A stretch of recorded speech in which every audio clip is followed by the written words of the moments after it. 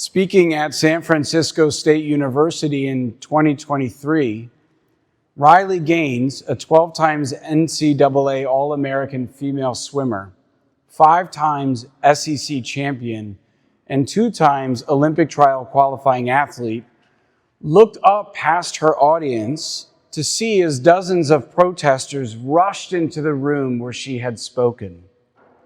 The lights were flicked off. Men wearing dresses ambushed her. She was shoved, she was punched, she was cursed at, and she was mocked. They barricaded her in a room and they held her hostage for ransom, telling her that if she ever wanted to see her family again, she would have to pay. And just like that, all of a sudden, this Gen Zer, just out of college herself, who up until now had dreamt only of swimming medals and dental school, has found herself embroiled at the very center of deep cultural tensions. What happened here? To understand that and what any of this has to do with us, we have to roll back the clock a little bit.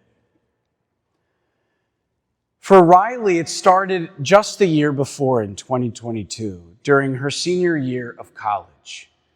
The SEC championships had arrived, which, if you don't know, are the pinnacle of women's swimming and the fastest meet in the world, oftentimes faster than the Olympics. And Riley, who has dreamed of this day since she was a little girl, now finding herself a senior and at the top of her sport, set her eyes on the national title. But going into the competition, she was seeded 3rd. Now, she looked at the list and she knew the girl who was seeded 2nd. She trailed her only by a few hundredths of a second. But the athlete leading the nation in women's swimming, who was whole body lengths ahead of the competition, who never swam in women's sports before this year, was a 6'1" man who ranked 465th in the men's 200-yard freestyle, but on this year was dominating women's swimming. Now, seeing this, Riley had confidence that the powers that be in the NCAA would protect women like her from these unfair situations, especially when so much was at stake. But she was wrong. And they didn't. The NCAA made it clear that his participation was non-negotiable. So Riley watched as he swam at the meet, beating out Olympians, American record holders, the most impressive and accomplished female swimmers in the world. And then her turn came, and she mounted the block, and the buzzer went, and the swimmers jumped in the pool. Now, amazingly, she tied him. So the NCAA officiant took Riley and this other gentleman and brought them behind the podium and said, look, the NCAA does not account for ties. We only have one trophy, and we're giving it to him. And that was the moment that Riley knew no one was coming to fix this. No other swimmer, no swimmer's dad, no NCAA official, no politician was going to stop this from happening to women like her in women's sports. And a voice deep inside of her convicted her. Riley, that person is you. And in that moment, the entire trajectory of her life changed. Dental school immediately faded into the background. And a path was set for her to go forward, to speak the truth. But here's the problem. Truth has consequences. And Riley experienced that at San Francisco State University. But that's nothing new. And this pattern of being called into something we didn't want, put in a position we feel unprepared for, and then receiving negative feedback has been the experience since the beginning. Look at any of the Old Testament prophets, like the prophet Amos, who's in a hot debate with a priest in Bethel in his time, being falsely accused of willing the ill of the people, says to his accuser in his own defense, "I was no prophet, nor a prophet's son. I was a shepherd and a dresser of sycamore figs." Meaning, this was not my plan for my life. I was set in a different direction.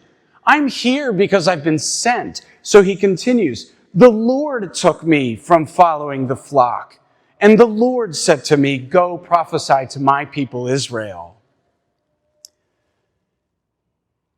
The same is true for Jeremiah, from whom we get this first reading.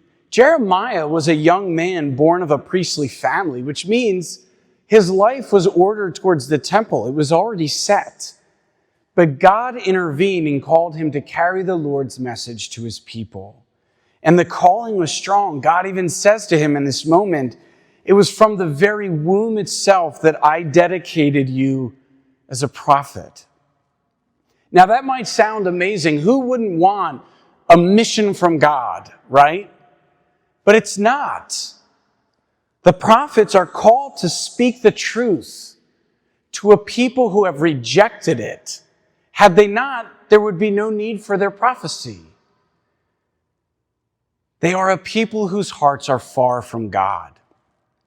And so Jeremiah said in our first reading his own experience, "I hear the whisperings of many, terror on every side. Denounce, let us denounce him. All those who were my friends are on the watch for any misstep of mine." Now, this should strike us and catch our attention, because the hard truth of the word this weekend is that the Christian life, by virtue of our baptism, calls us into this prophetic role. It is precisely because of that font that we participate in Jesus' threefold office of priest, king, and prophet. Last weekend, the readings heavily emphasized the royal priesthood, and so my reflections focused on our kingship and our priestly office.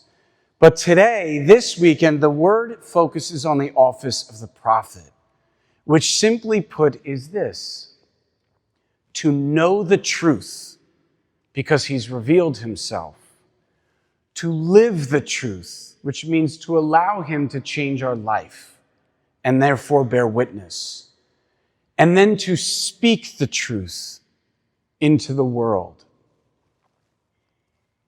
But such a task will cost us.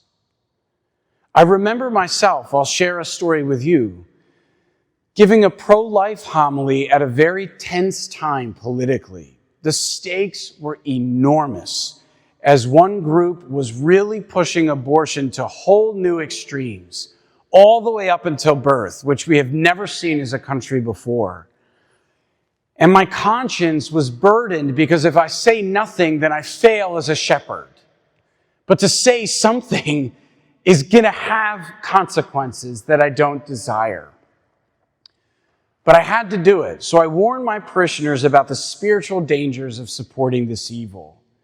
And immediately during the Mass, while I was preaching, a wayward nun stood up in the back and started screaming at me all the way down the pews. And she kept screaming and wouldn't stop, despite my requests for her to choose to sit down or to leave. But relentlessly, she went on. And then she eventually and 26 other people stood up from the pews and they walked out. And the organist walked out. And the cantor walked out. And the rest of the Mass was in silence. And that was my first Mass of the weekend. I had a whole weekend to go. And so at the rest of the Masses, the crowds gathered. Many of them, they weren't even Catholic. They were only there for the spectacle because they had heard that something was being preached that they didn't like. And they stood in their back with their arms folded, waiting for a word that I would say by which they could accuse me. People vehemently argued with the pastor after Mass, some even coming to the rectory door, banging on it and cursing us. Not to mention the phone calls and the emails. Folks, it wasn't fun, and I didn't like it. But from God's perspective, was it not necessary? I mean, think of it this way.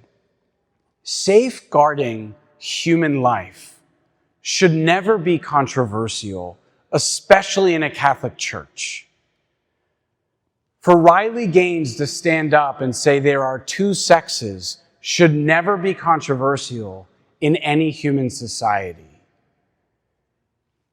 But corruption runs deep, and that includes in the Catholic Church by practicing Catholics in the same way that it did among the Israelites of Old Testament times. And it's critical that we be sober about that, because all of us as disciples have a role to play. When Jesus calls you the light of the world and the salt of the earth, this is what he means. He means for you to be the prophet you were born to be in that font. And that might sound scary, but he also tells us to have peace. He said in the gospel today, fear not. And then he consoles the disciples. Are not two sparrows sold for a small coin? Meaning they're worthless. Yet not one of them falls to the ground without your Father's knowledge. So do not be afraid. You are worth more than many sparrows.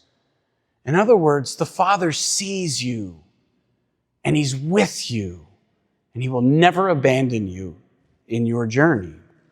But then the second is this, and it's also a bit of a warning. Nothing is concealed that will not be revealed. Meaning, God sees all of it. Justice is coming in this life and in the next. And for our part, we are charged then to remain faithful no matter the cost, so that when that justice comes, we are right where we need to be. And I'll leave you with this. These are words that Riley Gaines shared with the students at Franciscan University a few months ago. She says this that I think has universal application to us in this context. This is never what I wanted to do, to be standing here with the platform that I have. I have no background whatsoever that would qualify me for this. My public speaking course in college, my face turned the color of a tomato.